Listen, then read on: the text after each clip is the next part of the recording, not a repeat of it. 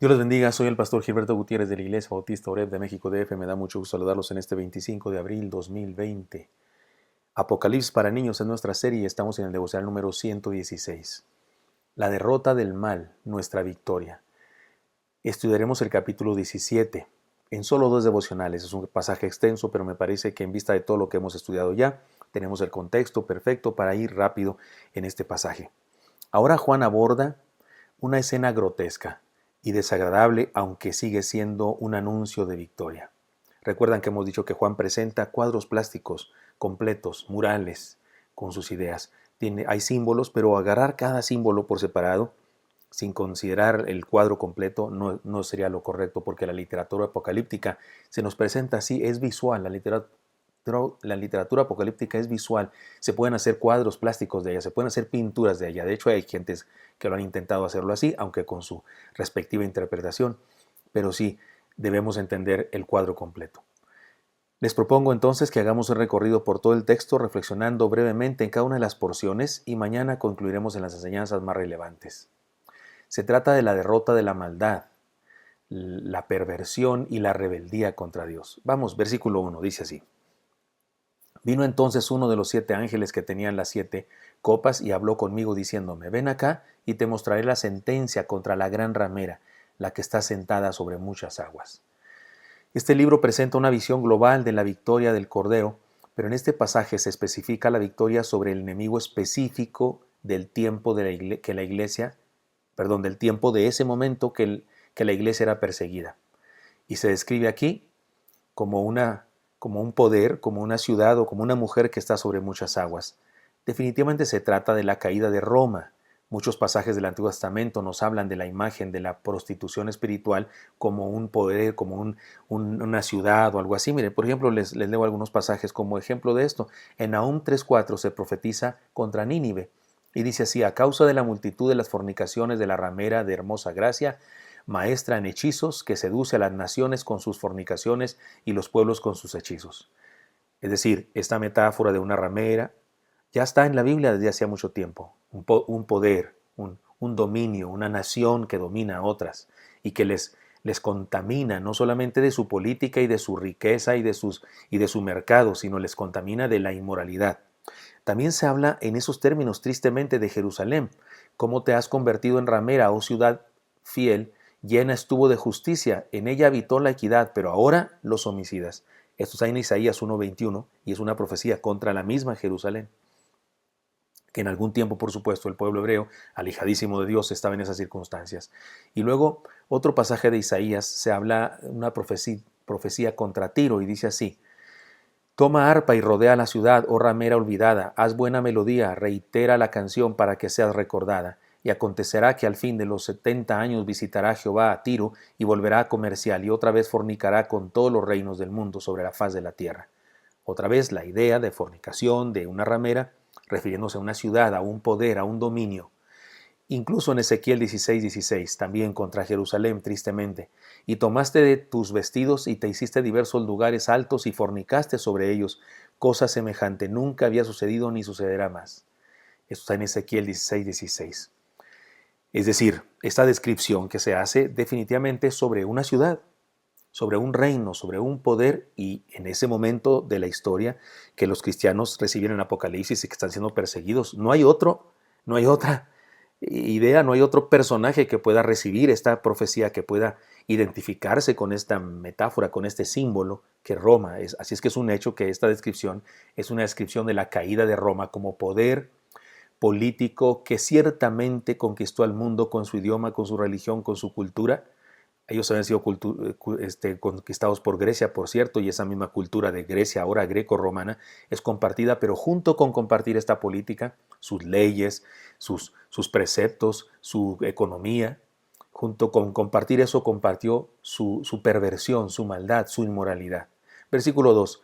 Con lo cual han fornicado los reyes de la tierra y los moradores de la tierra se han embriagado con el vino de su fornicación. Se trata de una ciudad con influencia sobre muchos pueblos y gobiernos a los cuales ha contaminado de su deterioro moral. Versículo 3. Y me llevó en el espíritu al desierto y vi a una mujer sentada sobre una bestia escarlata llena de nombres de blasfemias, que tenía 7 cabezas y 10 cuernos, y la mujer estaba vestida de púrpura y escarlata y adornada de oro, de piedras preciosas y de perlas, y tenía en la mano un cáliz de oro lleno de abominaciones y de la inmundicia de su fornicación, y en su frente un nombre escrito, un misterio: Babilonia la grande, la madre de las rameras y de las abominaciones de la tierra. Era una costumbre de aquella época que las prostitutas se distinguieran con un listón en la frente que llevara su nombre. Aquí vemos a una nación plenamente identificada con la inmoralidad. El misterio consiste en que la Babilonia histórica ya no existía.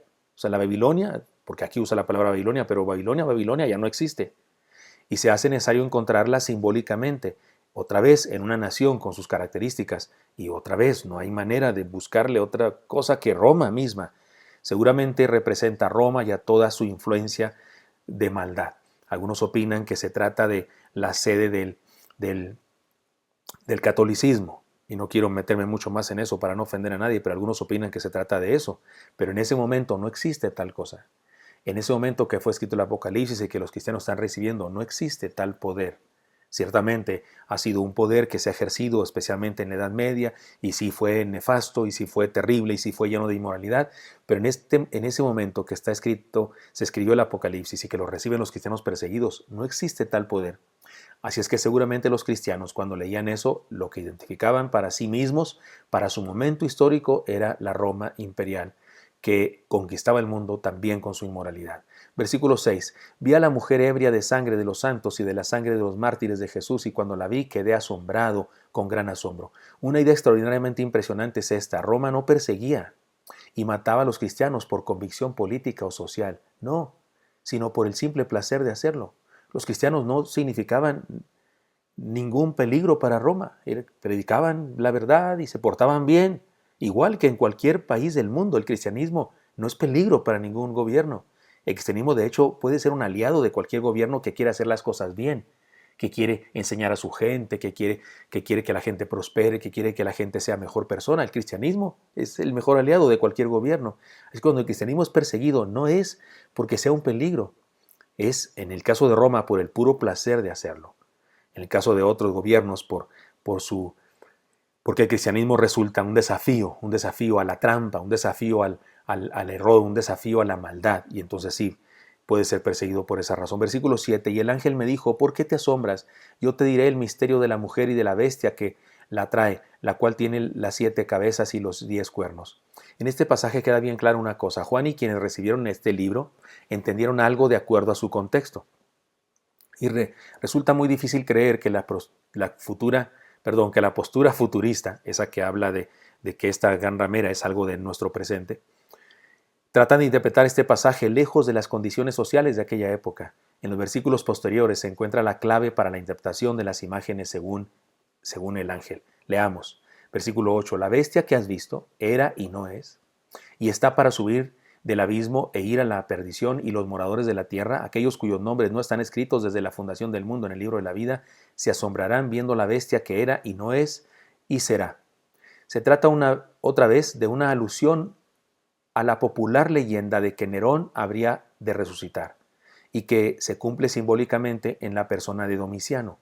También nos señala la influencia bestial del pecado sobre la gente que no conoce a Cristo. Es decir, en aquella época existía la leyenda que Domiciano era un regreso de Nerón, y Domiciano fue uno de los que más persiguió a la iglesia y que hizo su estatua y esas cosas. Entonces, muy seguramente esta alusión a una bestia que has visto que era, que ya no es, y lo que vuelve y no sé qué, es muy seguro que se refiere a esa leyenda que en ese momento histórico existía entre los cristianos. Perdón, entre todo el mundo, no solo entre los cristianos, que los cristianos conocían también. Versículo 9. Esto para la mente que tenga sabiduría. Las 7 cabezas son 7 montes sobre los cuales se sienta la mujer. Roma todavía en este momento está asentada sobre 7 montes. Roma, la ciudad de Roma, en este momento todavía está asentada sobre 7 montes, y aquí hace alusión a este misterio que dice el hermano Juan, que es una clave, que las 7 cabezas representan 7 montes. Bueno, pues Roma sí estaba sobre 7 montes. Y son 7 reyes, 5 de ellos han caído, uno es y el otro aún no ha venido, y cuando venga es necesario que dure breve tiempo. Los 5 son posiblemente Augusto, Tiberio, Calígula, Claudio y Nerón. El uno que es seguramente es Vespasiano, el que duraría poco tiempo es Tito. Así es que todo coincide con una interpretación histórica de aquella época. Versículo 11, la bestia que era y no es también el octavo y es de entre los 7 y va a la perdición. Este otro seguramente es Domiciano, que representa a Nerón resucitado, según ellos, o revivido, según la leyenda. Versículo 12, y los 10 cuernos que has visto son 10 reyes que andan y no han recibido reino, pero por una hora recibirán autoridad como reyes juntamente con la bestia. Estos son reyes con los que Roma haría pactos políticos. Versículo 13. Estos tienen un mismo propósito y entregarán su poder y su autoridad a la bestia. Sus propósitos están unidos a los gobiernos corruptos de Roma, es decir, otros reinos igual de corruptos, igual de perversos se unen a Roma. Versículo 14. Pelearán contra el Cordero y el Cordero los vencerá porque Él es el Señor de señores y Rey de reyes y los que están con Él son llamados elegidos y fieles. Una alusión más al conflicto de los siglos, el bien contra el mal. Versículo 15. Me dijo también, las aguas que has visto donde las rameras se asienta son pueblos, muchedumbres, naciones y lenguas. La influencia global del pecado que produce esta entidad, esta nación en el mundo entero. Versículo 16. Los 10 cuernos que visten la bestia, estos aborrecerán a la ramera y la dejarán desolada y desnuda y devorarán sus carnes y la quemarán con fuego. Una ley que hay en el mundo. El mal se destruye a sí mismo. Hubo tantos conflictos en Roma que ciertamente fue destruida por los mismos aliados también. Versículo 17, porque Dios ha puesto en sus corazones el ejecutar lo que Él quiso, ponerse de acuerdo y dar su reino a la bestia hasta que se cumplan las palabras de Dios. Dios obrando aún por medio de los malos. O sea, hasta los malos son siervos de Dios cuando Dios se propone hacer algo. Versículo 18 y final, y la mujer que has visto es la gran ciudad que reina sobre los reyes de la tierra. ¿Qué iba a entender un cristiano de esa época cuando lee esto? Y la mujer que has visto, o sea, esa de la que estamos hablando, esa gran ramera, esa que simbólicamente se llama Babilonia, ¿qué es lo que entendía un cristiano de aquella época cuando dice Dios, esa ciudad que has visto es la que reina sobre los reyes de la tierra? Por supuesto que entendieron ellos que era Roma.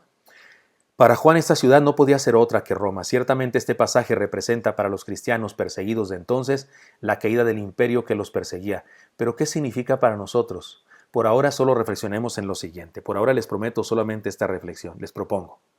En el mundo en que vivimos se han levantado reinos, poderes y poderosos que ya no están. Porque cayeron, ninguno se ha mantenido firme. Pero la iglesia del del Señor y el pueblo de Dios trascienden de generación a generación, de reino en reino. Y así será hasta que Dios decida terminar con la historia y juzgarla para dar la victoria total a sus seguidores. Hace el año antepasado, ya no me acuerdo cuánto, mi esposa y yo fuimos a Europa y fuimos a Roma y fuimos al Coliseo Romano. Fuimos allá a ver, tomarnos fotos. Yo no pude evitar, yo soy del Club de los Llorones, no soy bueno para turistear en lugares históricos en donde hay historia que tiene que ver con la fe cristiana, pero no pude.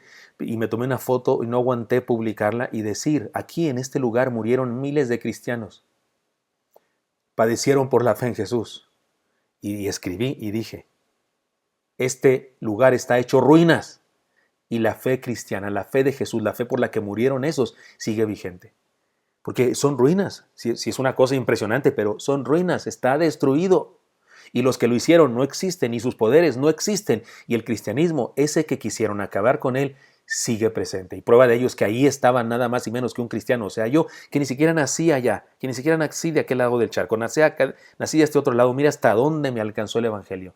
Porque el Evangelio sigue vigente, a pesar de que reinos y poderes pasan y son destruidos. Así que sigamos creyendo, sigamos confiando y sigamos en pos del Señor, porque la única verdad y el único poder que permanece por siempre es el de Cristo nuestro Señor. Espero que esto sea útil para usted y me encantaría encontrarle mañana. Hasta pronto.